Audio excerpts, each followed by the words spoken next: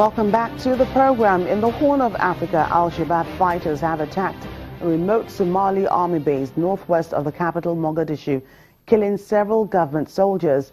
The Islamist group, which has launched several attacks in the last few years, says it has seized control of the entire town of Gufgadud. However, the government and military officials have not been able to confirm the seizure of the town, which lies about 250 kilometers northwest of Mogadishu. The group, which once ruled much of Somalia, has been fighting for years to impose a strict interpretation of Islam on Somalia.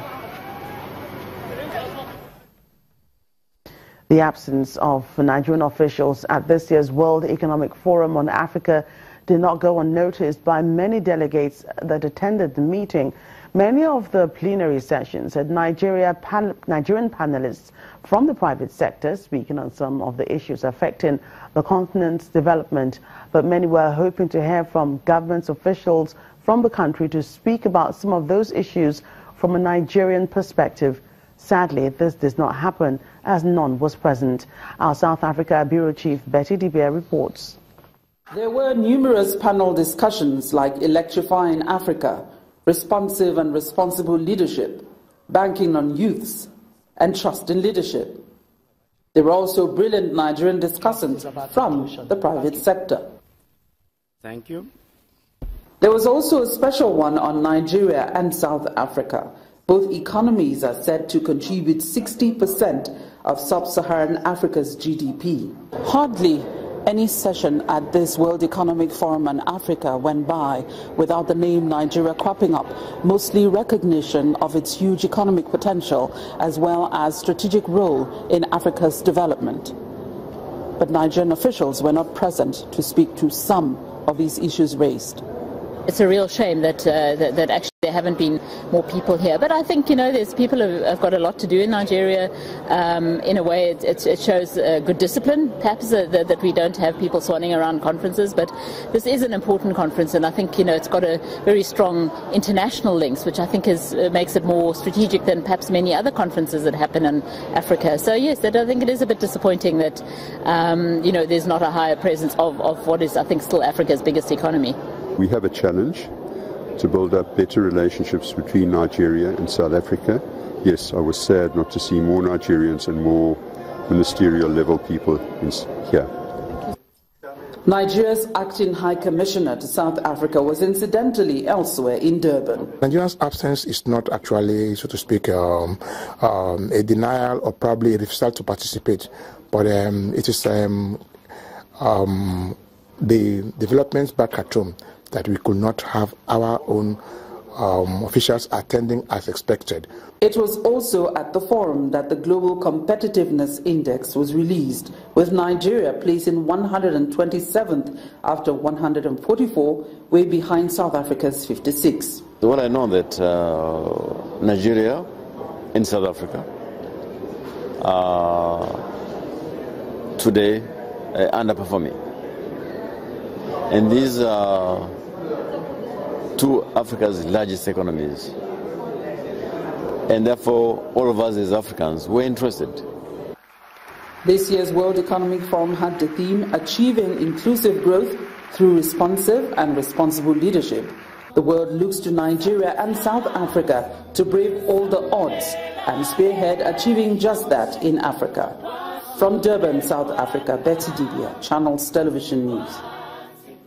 Zimbabwe's 93-year-old president, Robert Mugabe, has flown to Singapore for a routine medical checkup.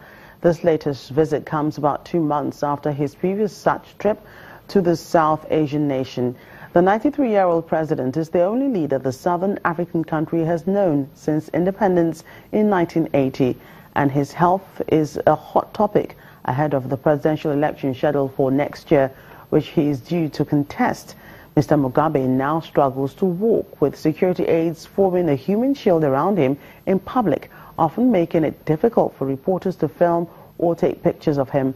The Ministry of Information says he is expected to return at the weekend. Finally, on the program, hundreds of people have attended this year's Harare International Festival of the Arts, which opened last week in Zimbabwe's capital. The 6-day annual festival features a vibrant display of local and regional arts and culture.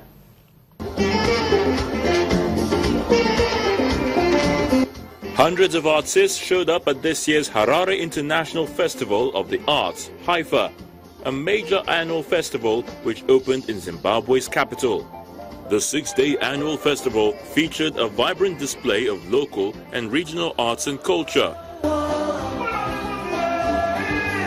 It presented a platform for artists to share ideas, make contact and showcase their talent in various disciplines, including fashion, spoken word, music, theatre and dance, among others. Among the acts lined up on this year's edition was Dialogue, a collaboration featuring veteran South African jazz artist Steve Dyer and his son, award-winning pianist Bokani Dyer. I think very many different artists that come from not just the region but outside, it expands the mind. So in as much as Africa needs to assert itself, we also need to see what interesting things are happening in the rest of the world. Zimbabwe reggae dancehall artist Winky D headlined at the event, did hundreds of revelers with his upbeat music. Legendary musician Olive Mtukudzi also joined the artist on stage, to the delight of many fans. The festival was held at a time when cash shortages in the last 13 months have forced banks to impose daily maximum withdrawal limits for most Zimbabweans of sometimes as little as $50 per day. The cash shortages have come against the backdrop of slowing economic growth and a devastating drought that has left millions facing hunger. Despite the challenges, many who attended say they still had a good time. I like this year's edition of Haifa because there's a lot of Zimbabwean shows, and we get to see a lot of Zimbabweans who are best outside, and they're coming back with their companies and they're coming back with their acts. So I'm really excited about this year's Haifa because of that.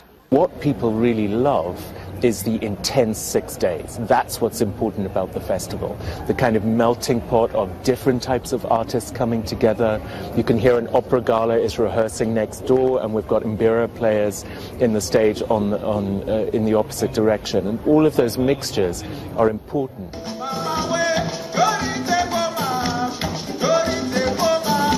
Festival also attracted international acts from South Africa, Turkey, Ghana, Italy and Japan, among others.